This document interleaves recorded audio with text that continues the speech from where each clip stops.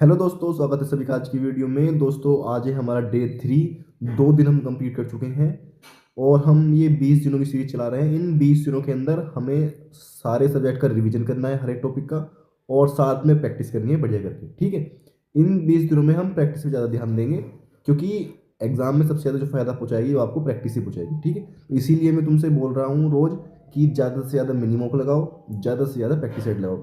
Daily कम से कम एक full mock test लगाना है और डेली एक एक हर सब्जेक्ट का एक मिनी मॉक लगाना है। ये तुम्हें बहुत ज़्यादा फायदा पहुंचाएगी। जब तुम इस तरीके से डेली करोगे ना, तो जब तुम असली पेपर दोगे तो तुम्हें पता ही नहीं चलेगा कि हम एग्जाम में बैठे हैं। ठीक है, तो हमारे साथ ऐसा होने वाला है। तो जो भी दोस्त पहले दिन से जुड़े हैं वो आखिर तक जुड़े रहेंगे।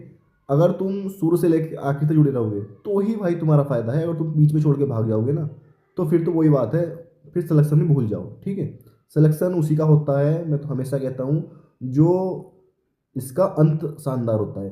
शुरुआत सब करते हैं लेकिन जो आखिर तक टिका रहता है ना, वही जीतता है लास्ट में। ठीक है, तो हम आज की टारगेट की बात करते हैं कि आज हमें क्या पढ़ना है। सबसे पहले मैथ की बात करेंगे। मैथ में हमने 2 चैप्टर खत्म कर दिए, एक नंबर सिस्टम, एक सरलीकरण। आज हमारा चैप्टर होने वाला है एलसीएम और एचसीएफ का। ठीक है, आज इसे कंप्लीट करेंगे। छोटा चैप्टर है, यहाँ से तुम्हें एक क्वेश्चन पक्का देखने को मिलेगा, इसलिए बिल्कुल भी किसी भी चैप्टर को छोड़ना नहीं है। समझ गए? तो एलसीएम और एचसीएफ का टॉपिक आज हम खत्म करेंगे मैथ के अंदर। उसके बाद हमें 1 घंटा प्रैक्टिस करनी है। मतलब इस 1 घंटे में क्या करेंगे हम, जो प्रैक्टिस किस तरीके से करनी है तो मैं रोज़ बता रहा हूँ। या तो अपने नोट्स से रिवीजन करो पहले, उसके बाद 20-25 सवाल अपनी बुक से प्रैक्टिस करो। ठीक है, दोनों चीज़ें करनी है। एक बार उन नोट्स का रिवीजन जरूर करना है जो तुम्हारे टीचर ने बनाए हैं। ठीक है, क्योंकि टीचर जो कराता है भाई वो बहुत सोच समझ के कराता है, बहुत इंपॉर्टेंट चीज़ों को लेके आता है। ठीक है, तो एक बार अपने उन नोट्स का रिवीजन करना है। उसके बाद जो तुम्हारे पास बुक है उससे 20-25-30 क्वेश्चन की प्रैक्टिस करनी है। ठीक, अब बात करेंगे हम जीके की। जीके में हमने कल इकोनॉमिक्स खत्म कर दी है। इकोनॉमिक्स के जो भी इंपोर्टेंट टॉपिक हैं, आरबीआई, जीएसटी, जनगणना और पंचवर्षीय योजना, इन 4 टॉपिक को कर लेना। इसके अलावा तुम्हें इकोनॉमिक्स में कुछ करने की जरूरत नहीं है। जैसे ही तुम ये 4 टॉपिक कंप्लीट करोगे, तुम्हारे कम से कम 2 से 3 क्वेश्चन पक्के हो जाएंगे। ठीक है, तो आज हमें क्या पढ़ना है जीके में। आज हम शुरू करेंगे अपनी पॉलिटी।